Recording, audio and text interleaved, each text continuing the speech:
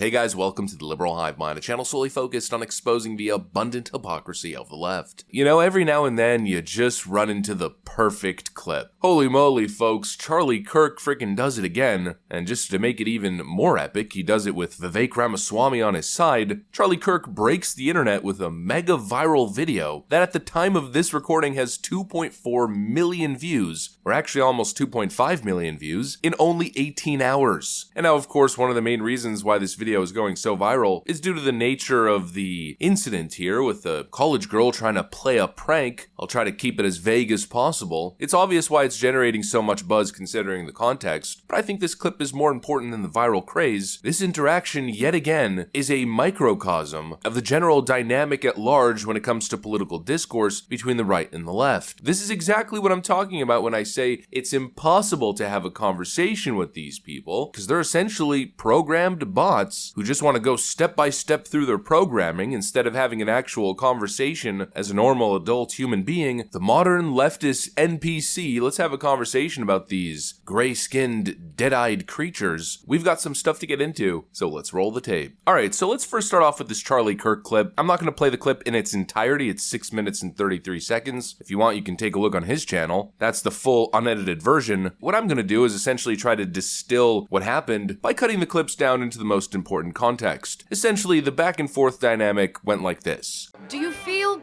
proud of yourself for debating college kids who are unprepared to speak in front of an audience like yourself? Hold on. You're 30 years old. We can agree you're 30 years old, right?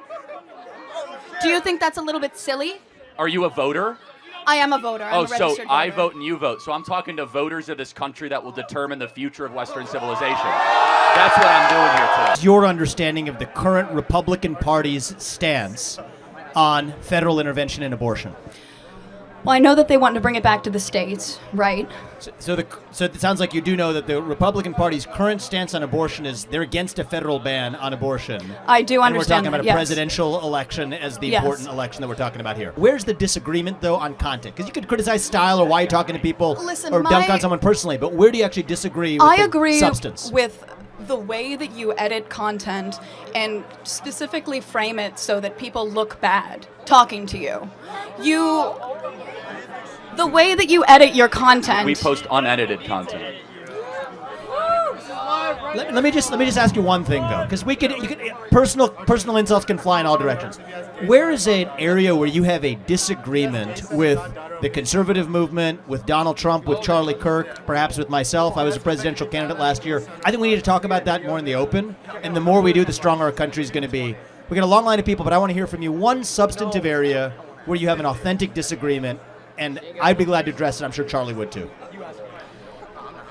Just in anything, relating to any political topic where you have a disagreement. Let's air it. Okay. I disagree with some of the laws that are being pushed in Congress that are against the LGBTQ community and the trans community. Okay, so let's talk about that. I'm going to give you my view, and then I want to hear yours. Okay.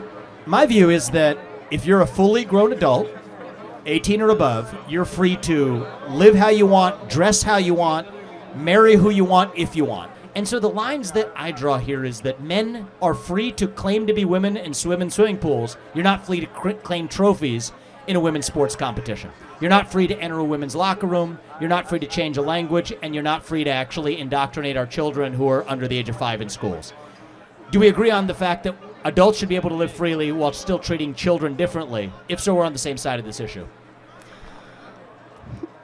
Listen, I agree with the majority of what you said. However, I don't think that you're understanding the implications of the laws that are trying to be passed.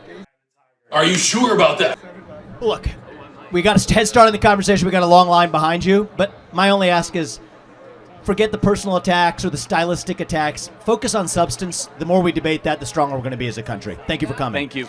I don't think you're focusing on substance, though. That's the issue. I mean, you probably understand exactly what I was referring to when I was mentioning our gray-skinned NPC friend. Nothing even remotely close to an actual argument, just you're dangerous. You're a bad, disingenuous person. I mean, it felt like I was just listening to somebody regurgitating what they heard on Hassan's Twitch stream. You're a disingenuous and you just come to these campuses to edit videos and make dumb college kids sound bad, says this person, currently being recorded totally unedited and making herself, well, you know, appear not so intellectually capable and doing all the work that Charlie Kirk is supposedly doing with his editing magic for him. I mean, do they not see the irony? It's the perfect example. At one point, Vivek Ramaswamy says, well, okay, well, what's so dangerous? She says, abortion. He then goes, well, do you understand the Republican stance on abortion? They kicked it back to the states and therefore don't support a national ban. She says yes, and I think everyone's just sitting there in disbelief like, okay, well, what's so dangerous? Don't most people support that? Not to mention most people support bans after the first trimester. The argument was, you're dangerous and shouldn't be allowed to speak. You shouldn't even be here on campus. And then immediately, once you get into the facts, the whole illusion that Republicans are these extreme people who should be banned off campuses, well, it instantly dissipates. It's the perfect clip. You have mindless college kids, not all of them, of course. There was some other very fine people in that crowd, but there's just so many people who instantly, if you're paying attention to both sides, if you're actually looking at information and the political daily news cycle from a more objective perspective, you can instantly spot these people who are just mindless drones regurgitating whatever they hear on MSNBC or on some, leftist platform. I mean, it's crazy. I've had the encounter with so many people. The moment the word Trump is uttered, all of a sudden the Rachel Maddow talking points just start to drop one after another and nothing else, no substance. Just Trump, convicted felon, liable for essay in court, insurrection, although you don't hear that one too much these days, or at least not as much as before. It's just the same exact rhetoric over and over again. It's just media headlines, regurgitated, bleh.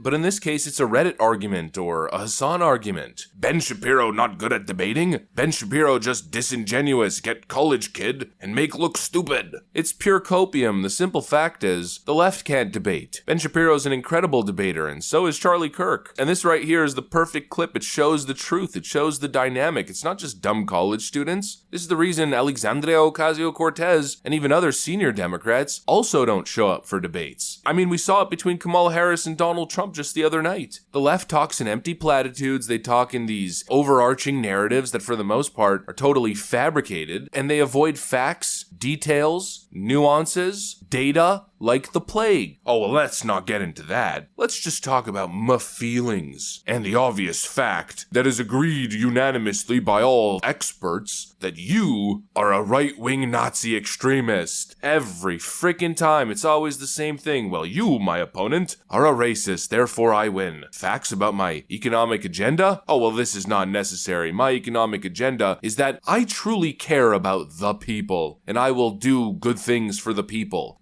Always this vague nonsense. My opponent is the devil, and vote for me because I'll give you free crap, and trust me, bro, on the economy, I care about the little guy. It's the same thing, the same model, the same character archetype. Whether it's Kamala Harris, whether it's AOC, whether it's Rachel Maddow, Joy Reid, or your average college student, they're all making arguments from emotion. They're all creating and crafting these fantasies and these narratives where they're the main character fighting for justice and fighting some sort of perceived evil guy that I guess is Charlie Kirk in this case. Ooh, Charlie Kirk. He loves his country, likes business, and wants to save the babies of the world. What a dangerous dude. But to these brainwashed leftoids, I mean, he's some sort of nefarious demon that must be stopped at any and all cost. And that's where we get to the second part of this video, the viral nature element. Another important part to this dynamic between right and left. The left, as we know, always displays their tolerance, acceptance, and belief in intellectual diversity. You can sense the sarcasm, obviously. No, of course, the leftist, when this character archetype gets their back against the wall, always works towards one goal, and that's to shut down the conversation or censor their opponent. That, oh